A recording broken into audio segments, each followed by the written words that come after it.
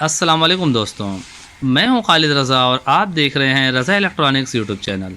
दोस्तों, आज की इस वीडियो में हम मोटर के चाल के ऊपर बातचीत करने जा रहे हैं कि मोटर का रोटेशन किस तरफ होना चाहिए। कई लोगों का ये ख्याल होता है कि मोटर इस तरफ घूमनी चाहिए, कई लोगों का ये ख्याल होता है कि मोटर एंटी क्लॉक घूमना चाहिए, कई लोग कहते हैं नहीं मोटर क्लॉकवाइज घूमनी चाहिए। क्या डंकी पंप के मोटर के रोटेशन से इसके पंप के प्रेशर में कोई फ़र्क पड़ता है या नहीं, आज की इस वीडियो में हम इसी बात को डिस्कस करने जा रहे हैं। इसके अलावा मोटर की चाल को किस तरह से चेंज की जाती है, इस पर भी हम डिस्कस करेंगे कि एक आम आदमी किस तरह से अपने घर की मोटर की चाल को चेंज कर सकता है। दोस्तों, ये इस वक्त जो हमारे पास ये मोटर है, ये मोटर इस तरह से घूम रही है। डंकी पंप का जो मैकेनिज्म है उसके हिसाब से आप इस व्हील को इस तरफ घुमाएं या इस तरफ घुमाएं, दोनों ही सूरत में यहाँ पे पानी सक होने का अमल शुरू हो जाता है। हम इस व्हील को जैसे भी घुमाएंगे, ये जो आप राड देख रहे हैं, ये राड आगे पीछे होगा।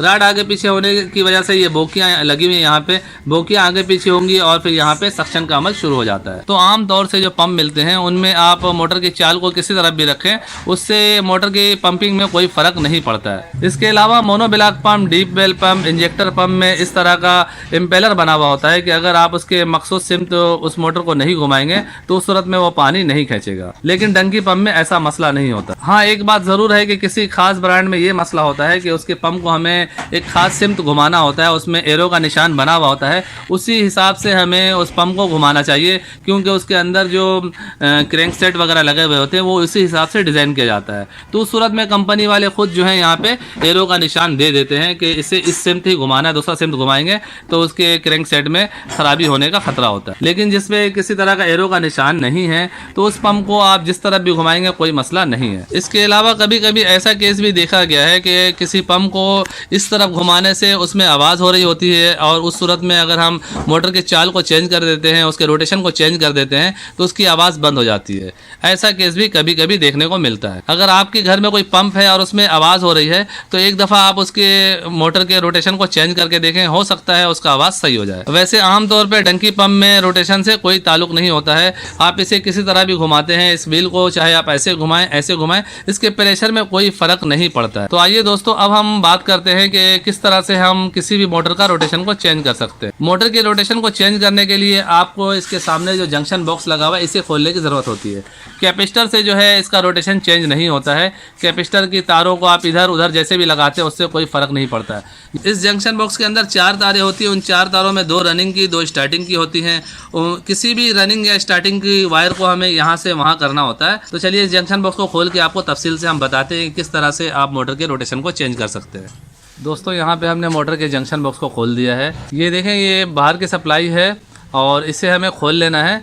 और ये देखें, इन तारों को छेड़ने से कोई फ़र्क नहीं आता है। अंदर वाली जो ये 2 वायर इधर है और 2 वायर यहाँ पे, इन वायर्स को यहाँ से वहाँ करने से इसके चाल में फ़र्क आता है, चाल चेंज होती है। तो सबसे पहले हम इन स्क्रू को खोलेंगे और इन दोनों तारों को अलग कर लेंगे। अब बाहर की जो सब मेन सप्लाई की वायर थी वो हमने निकाल दी है। टोटल अंदर 4 तारें हैं। किसी भी मोटर के आप जंक्शन बॉक्स को ओपन करेंगे तो यहाँ पे हमें 4 वायर देखने को मिलता है।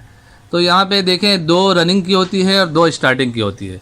रनिंग स्टार्टिंग का एक आम बंदे को पता नहीं चलता है, तो हमें किस तरह से पता चलेगा कौन सी रनिंग है कौन सी स्टार्टिंग। रनिंग की तार या स्टार्टिंग की तार, किसी भी एक तार को आप यहाँ कर दें, यानी अगर आप स्टार्टिंग की तार को उठा रहे हैं तो स्टार्टिंग की एक बार यहाँ से निकाल के यहाँ लगा दें और यहाँ वाले स्टार्टिंग की तार यहाँ लगा दें। स्टार्टिंग की तार जो है वो रनिंग की वायर से पतली होती है। जो 2 मोटी वायर एक जैसी होंगी वो रनिंग की होंगी और जो 2 पतली वायर होंगी वो स्टार्टिंग की होगी। रनिंग की तारें जो है वो मोटी होती हैं और स्टार्टिंग की वायर जो है वो पतली होती है। अब यहाँ पे देखें, ये हम इस तार को निकाल रहे हैं। ये देखें, 2 तरह के वायर है और यहाँ पे इस वायर को देखें तो ये सिंगल वायर है, ये पतली वायर है। और यहाँ पे देखें, ये डबल वायर है। या तो आपको ये मोटी वायर मिलेगी या फिर पतली वायर है तो डबल मिलेगी।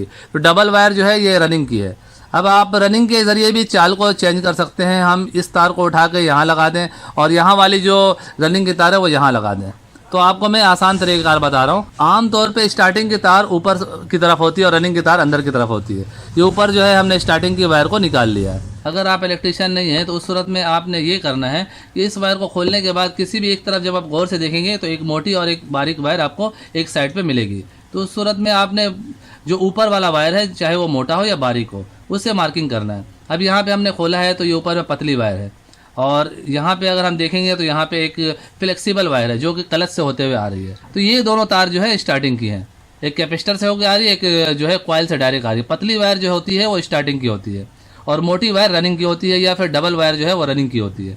तो हम इन दोनों वायर को इस तरह निकाल के और यहाँ वाली वायर को यहाँ कर देंगे और इस वायर को हम यहाँ पे लगा देंगे, तो उस सूरत में इसका चाल चेंज हो जाएगा।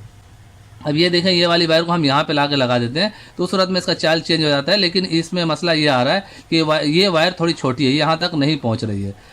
तो अब हम स्टार्टिंग के जरिए नहीं बल्कि रनिंग के जरिए चाल को चेंज करेंगे। अब हम क्या करेंगे, ये देखें, ये दोनों स्टार्टिंग की वायर को हमने निकाल लिया, ये दोनों साइड पे कर देंगे। ये रनिंग की वायर है, देखें यहाँ भी डबल वायर है और यहाँ भी डबल वायर है।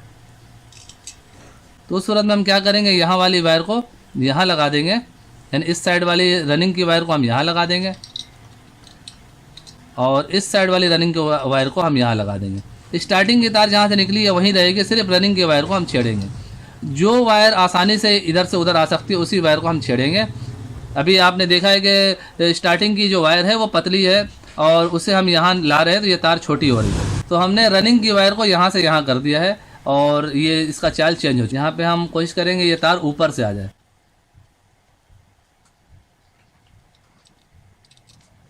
और ये देखें, ये तार यहीं से निकली हुई थी, इसे हम दोबारा यहीं पर लगा देंगे। और ये तार भी यहाँ से निकली थी, इसे हम यहाँ पे लगा के, वाशर वगैरह अगर है तो आप वाशर लगा लें और नहीं है तो डायरेक्ट भी आप इसे इसी तरह ही लगा के और स्क्रू लगा सकते हैं। स्क्रू को आपने एक नरम हाथ से टाइट करना है, टाइट भी करना है और ज़्यादा ज़ोर भी नहीं देना है। अगर आप बहुत ज़्यादा ताकत लगाएंगे तो उस सूरत में ये कनेक्टर टूट जाएगा, फिर आपको तार जो है डायरेक्ट जो जोड़ लगा के टेप करना होगा। स्क्रू को टाइट करने के बाद तारों को आपने सेट कर लेना है और ये ख्याल करना है कि कोई भी तार बॉडी में टच ना हो। अगर मिसाल के तौर पे ये तार, ये देखें, ये थोड़ी सी छोटी हुई है, ये इस तरह से मुड़ के बॉडी से टच हो जाती है तो उस सूरत में क्या होगा, पूरी मोटर शॉर्ट हो जाएगी और पूरा पानी में करंट आएगा, इससे नुकसान होने का खतरा है। तो आपने इन सब चीज़ों को लाजमी देखना है। स्क्रू टाइट करने के बाद ये चीज़ को बगौर देखना है कि कोई तार बॉडी से टच ना हो और उसके बाद फिर मोटर चला के चेक करना है। तो हमने यहाँ पे इसके मोटर के चाल को चेंज कर दिया है। पहले ये मोटर इस तरफ घूम रही थी, अब हम देखेंगे कि ये मोटर इस तरफ घूमेगी।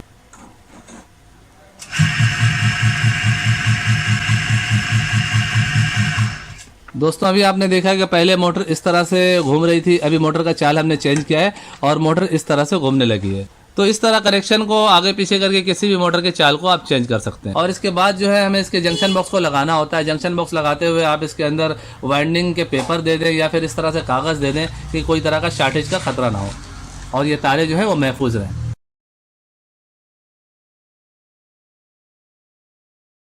सो फाइनली दोस्तों, मेरी आज की ये वीडियो यहीं तक थी। वीडियो के बारे में कमेंट सेक्शन में अपनी कीमती राय ज़रूर दीजिएगा। वीडियो को लाइक भी कर दीजिएगा, दोस्तों को भी शेयर कीजिएगा। चैनल में नए हैं तो चैनल को सब्सक्राइब करके बेल आइकन भी प्रेस कर दीजिएगा। अपना और अपने प्यारों का बहुत सा ख्याल रखिएगा, दुआ में याद रखिएगा। मिलते हैं नेक्स्ट वीडियो में। अल्लाह हाफिज़।